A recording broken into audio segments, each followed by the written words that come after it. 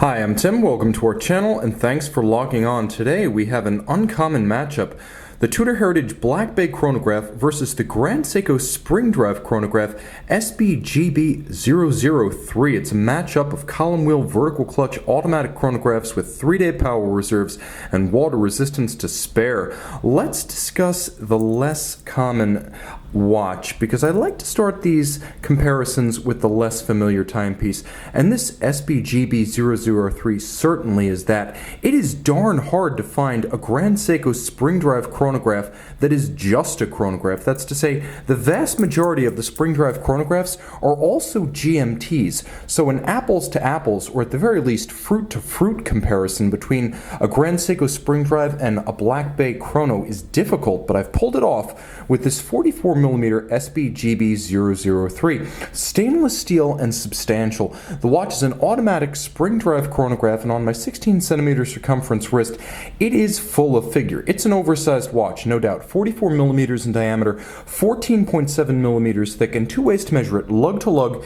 if you count just the case and the lugs, 50.6mm, but if you include the true measure across the wrist, the solid end links of the bracelet, you wind up with a 54.5mm dimension. So it's a substantial watch, and I would not recommend it for wrists smaller than perhaps 14.5 to 15cm circumference. The spacing between the lugs, surprisingly, is 20mm, so it has a relatively standardized lug spacing if you wish to accessorize with a strap. We'll zoom out and get a wide shot of the watch so you get a sense of it in proportion on my wrist. It fits securely, it is comfortable, it sits well. It is just far larger than the Black Bay Chrono. The bracelet is a surprisingly standard 3-link design. This is the only part of the watch that feels conventional and industry orthodox. Polished on its flanks, satin finished on its top, it's got a little bit of a staggered link alignment with large centers. You can see this being a Grande Seiko steel bracelet. All of the removable links are fixed by screws.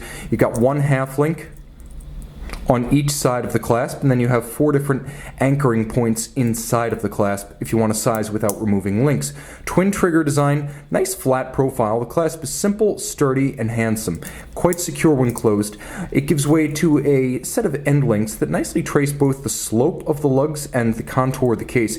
You can see that there's a lot more going on in the case design of the Grande Seiko than the relatively sheer and simple case profile of the Black Bay. As you can see, this is about as industrial as it gets, whereas the case band of the Grande Seiko is both designed and finished. It's been artfully designed to look a little bit like the standard 9S case design, and you can see how it has a little bit of that banana arc from side to side, but it also has a very sharp break between the satin of the flank and the polished portions underneath and atop the lugs. As you can see, that Zaratsu tin plate manually executed black polish, that is an artisanal technique, and it's hand finish for which the Tudor has no equivalent. Now you can see that the bezel is broad, features a sort of inverse conical profile underneath, a satin flank, and then on the top it is gloriously sapphire capped like a Blancpain 50 Fathoms.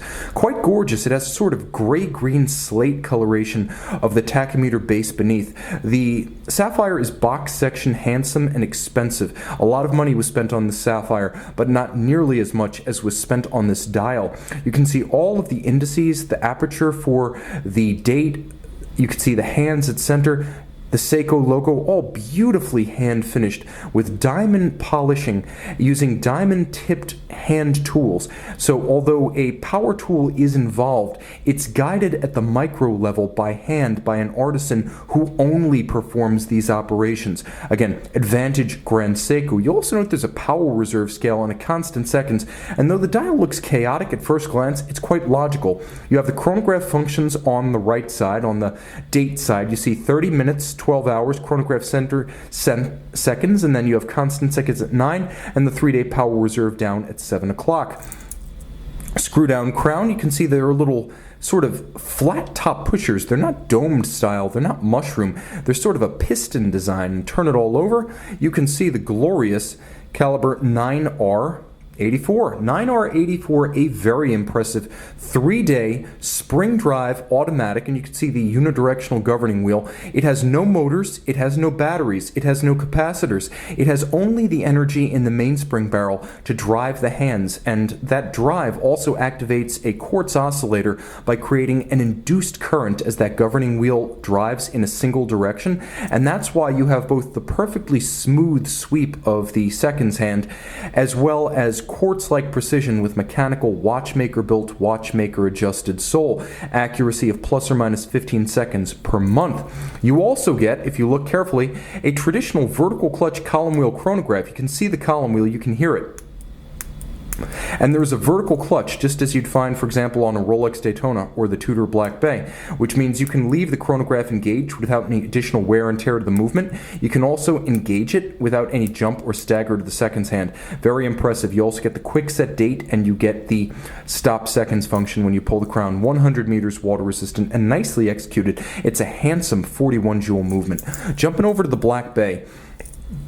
This is a model that came out in 2017 at Basel World, and frankly, we don't see a whole lot of it. It's one of the least common of the Black Bay models, which makes it one of the most interesting from my perspective. Less common is more interesting, and while it's nowhere as near or rare, as I should say, as the Grande Seco, you can see that it is an easier watch to wear than the Grande Seco. 41 millimeters in diameter, the watch is considerably smaller than the 44 of the Grande, though it's not considerably thinner. It's actually chunkier at 14.9 versus 14.7, so this is a thicker watch. But from lug to lug, especially because of the pivoted end links of the bracelet, this watch is 50 millimeters on the nose, so it wears considerably better on a small wrist than the large arcing solid end link bracelet of the Grande Seco. 22 millimeters though between the lugs means this one has a much broader footing, and it looks the part of a modern timepiece. The timepiece also features, well, another contradiction. While it has a broad and modern lug spacing, you see the simulated rivet construction designed to evoke the rivet bracelets shared by Tudor and Rolex during the 1950s and 60s. It's not a rivet construction. You can see all removable links are actually fixed by screws, but it's a skeuomorph. It's something designed to reference something else in form but not in function. A 3-link design, very orthodox, just like the Grande Seco. Satin finish on the tops, polished on the side, staggered link alignment with large centers. The clasp, a bit different here. As you can see, it's a clamshell lock, ceramic spring-loaded pin snaps for longevity of the closure tolerance, clamshell lock, and if you look inside the clasp, you can see you have 3 different anchoring points, so not quite as much flexibility as with the Grande Seco, but they're very similar in construction, and they are very similar in solidity, though I give the Tudor a slight edge. It feels just a bit more robust in the hand. That said, there is none of the art of the Grande Seco in the case profile of the Tudor. While the vintage evocative bevels are handsome and wistful, nevertheless they're fairly minimal, and for the most part this is a very blockish, squared off case. Here the tachymeter isn't quite as poetic as what you find on the Grande Seco.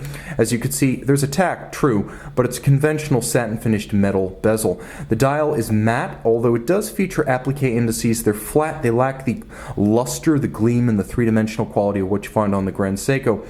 That said, it is a beautifully balanced dial, and many will favor the simplicity and balance as well as the minimalism of this dial compared to the everything all the time eagle sensibility of the Grande Seco SBGB. So what you've got underneath is a 200-meter water-resistant case bearing what Tudor calls manufacturer caliber 5813. That's a lie. It's a Breitling B01. It's not a Tudor MT anything, but it's a worthy movement and a COSC certified chronometer. Automatic winding. It is a COSC chronometer with stop seconds, a quick set date. It features a vertical clutch and a column wheel just like the Grande Seco, with all of the same advantages and a bit more water resistance thanks to true screw-down crown and screw-down chronograph pushers. In terms of column wheel feel, it's actually a draw. The push and the effort is higher on the Tudor, but the report is satisfying, solid, and crisp, whereas there's a little bit less effort involved with the Grande Seco, but it feels just as crisp. It doesn't feel like there's any play or imprecision in either of the watches. Now, of course, this is a true mechanical movement. It beats away at 8 beats per second, 28,800 vibrations per hour. So for some, this mechanical heartbeat will be the emotional factor that sways them in the direction of the Tudor. So let's talk about advantages, starting with the Tudor. Water resistance, 200 meters versus 100. You may never need either depth, but it's nice to have a little bit of a margin for error as your watch ages. 100 becomes 50, becomes 30 over the years. And in between services, it's nice to know that your watch starts with 200, as 200 will become 100, will become 50, a bit more peace of mind with the Tudor. Small wrist fit. The watch is 41 versus 44. The watch is 50 millimeters lug-to-lug, including the bracelet, versus 54, which is just overbearing and oversized for some wrists. So for a small wrist of 14.5 centimeters circumference or smaller, you want the Tudor, not the Grande Seiko. Loom. This watch has it. The Grande Seiko doesn't. Advantage Tudor. Let's talk about the mechanical heartbeat. It's an emotional element.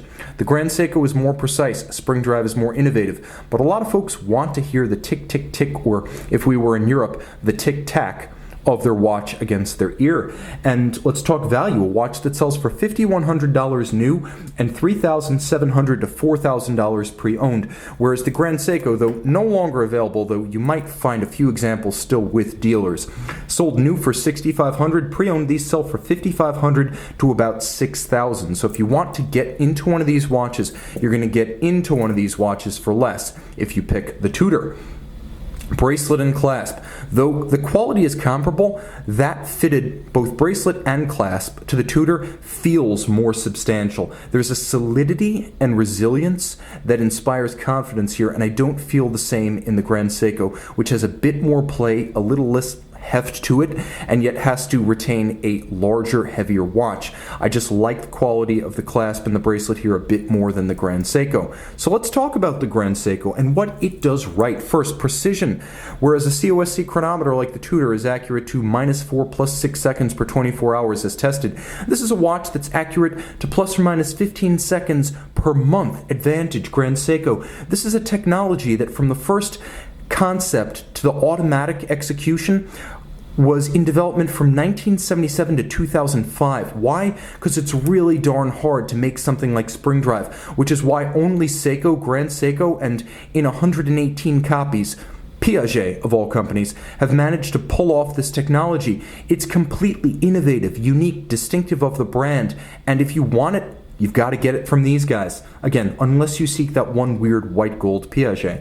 Now let's talk a little bit about warranty. If you do find this watch new, still at a dealer, not impossible. It has a 3-year warranty to the Tudor's 2-year warranty, so that's a big percentage difference. 50% more warranty for the Grande Seiko.